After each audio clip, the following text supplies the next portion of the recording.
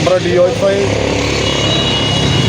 Ramnagar local কমিটির পক্ষ থেকে এই সময়ে গোটা রাজ্য জুড়ে বিজেপির শাসনে যে অরাজকতা চলছে, বিশেষ করে আইন শৃঙ্খলা, গণতন্ত্রহীনতা এবং নেশা, এই যে ত্রিফলা আক্রমণে গোটা জনজীবন আজকে বিধ্বস্ত। বিশেষ করে নেশার করাল গ্রাসে আজকে রাজ্য।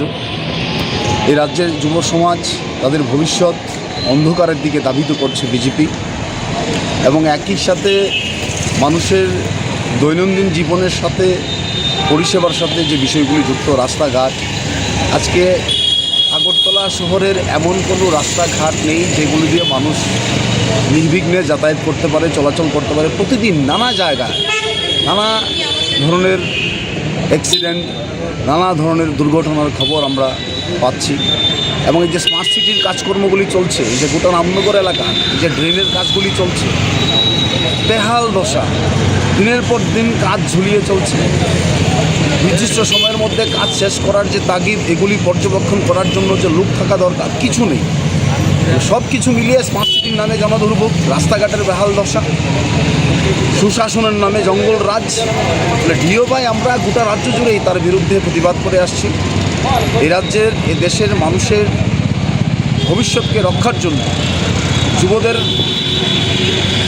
ভবিষ্যৎকে রক্ষার জন্য আমরা ডিওয়াইফাই সর্বদা মাঠে ছিলাম, এখনও আছি। এই ইস্যুগুলিকে কেন্দ্র করে আজকে ডিওয়াইফাই রামনগর লোকাল কমিটি রাস্তায় নেমেছে।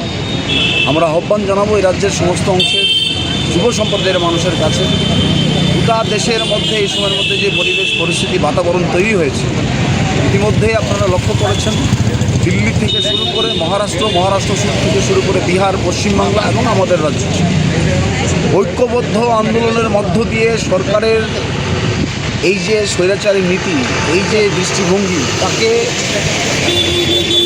পদোন্নত করা যায়।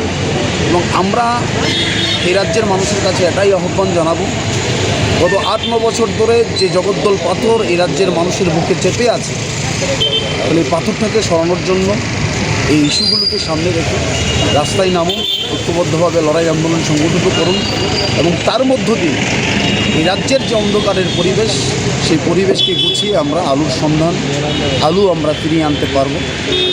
এই হচ্ছে আজকের দিনের মূল বিষয়, যাকে সামনে রেখে ডিওয়াইফাই রামনগর লোকাল কমিটি এই মিছিলের আহ্বান করেছে। আমরা ডিওয়াইফাই রামনগর লোকাল কমিটির পক্ষ থেকে এই সময়ে গোটা রাজ্য জুড়ে বিজেপির শাসনে যে অরাজকতা চলছে, বিশেষ করে আইন শৃঙ্খলা, গণতন্ত্রহীনতা এবং নেশা, এই যে ত্রিফলা আক্রমণে গোটা জনজীবন আজকে বিধ্বস্ত। বিশেষ করে নেশার করাল গ্রাসে আজকে রাজ্য।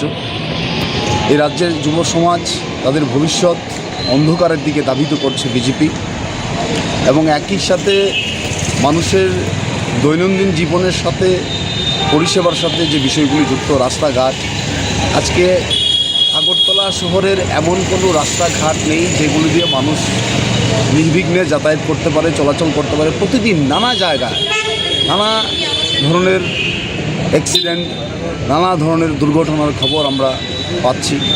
এবং এই যে স্মার্ট সিটির কাজকর্মগুলি চলছে, এই যে গোটা রামনগর এলাকা, এই যে ড্রেনের কাজগুলি চলছে, বেহাল দশা, দিনের পর দিন কাজ ঝুলিয়ে চলছে। নির্দিষ্ট সময়ের মধ্যে কাজ শেষ করার যে তাগিদ, এগুলি পর্যবেক্ষণ করার জন্য যে লোক থাকা দরকার, কিছু নেই। সব কিছু মিলিয়ে স্মার্ট সিটির নামে